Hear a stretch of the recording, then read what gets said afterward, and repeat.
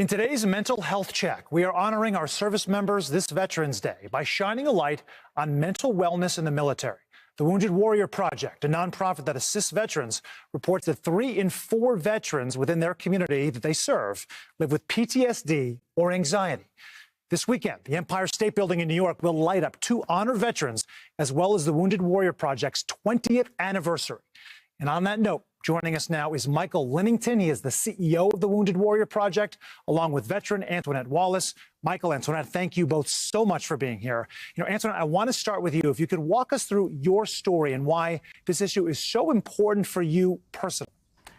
Thank you, Sam. So mental health has been a very important issue to me for many reasons.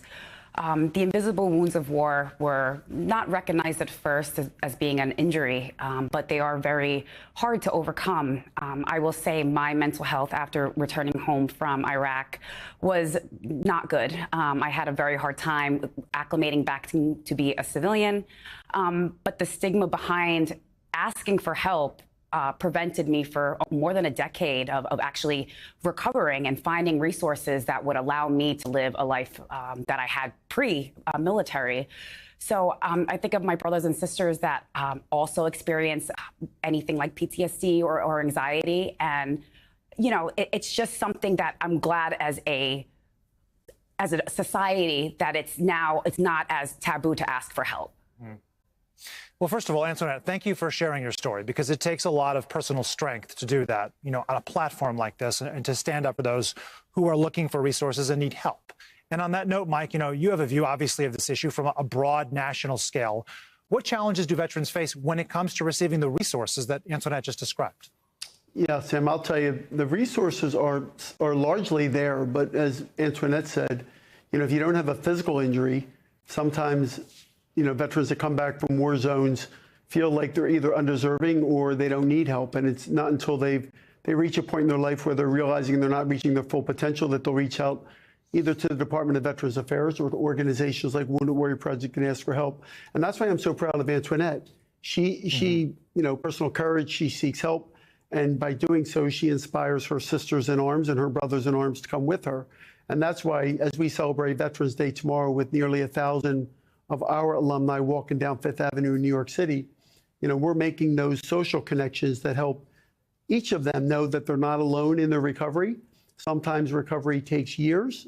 Physical injuries heal. Sometimes it's the invisible wounds of war, especially brain injuries or post-traumatic stress, as Antoinette talked about, take some time. And really, we just inspire or encourage everybody out there that's watching your show. If you know a veteran that needs help, connect them to the help. The stigma is coming down, I believe, over the last 10 years. We've still got a long way to go, but luckily more folks are asking for help now that deserve the help and have earned that help. And as you so beautifully stated, it's the solidarity, too, the idea that you're going through this, that other people are as well, to share in that connection and the obstacles that you face. There's a sense of strength that you can build from each other. And Antoinette, I'd like to ask you then, is that part of it? Just how you decided to not just say, you know what, I got this, I'm fine. What inspired you to sort of recognize the state of what you were dealing with and to take action? So I realized that I just wasn't myself. I wasn't the same person that I left, that I came back to. And I think the missing link for my personal recovery was having those connections with like-minded individuals that also served. Camaraderie in the military is something that is very sacred to us, and we don't take it lightly, having our brothers and sisters' backs.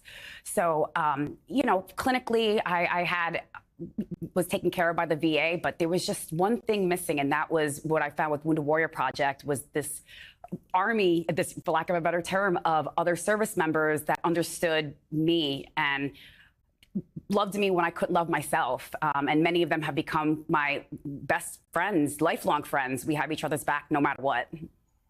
A lifelong friendship and connection, no doubt. And I'm also trying to understand, guys, the scale of the issue, because we had a graphic that was displayed a little while ago. Michael, I'll ask you about this. 3 in 4 of the population that's connected with the Wounded Warrior Project, which you told me was 200,000 servicemen and women. I mean, that's a big number, right? You're talking about roughly 150,000 people that are living with either PTSD or anxiety? That's right, Sam. Every year we survey our population of wounded service members, and we ask them how they doing. how they doing financially, what's going on in their lives, what was their experience in combat, and where might we help. And we turn very quickly when we get that those survey results to see where we spend those that support us with donor dollars, how we support them in the areas of greatest need.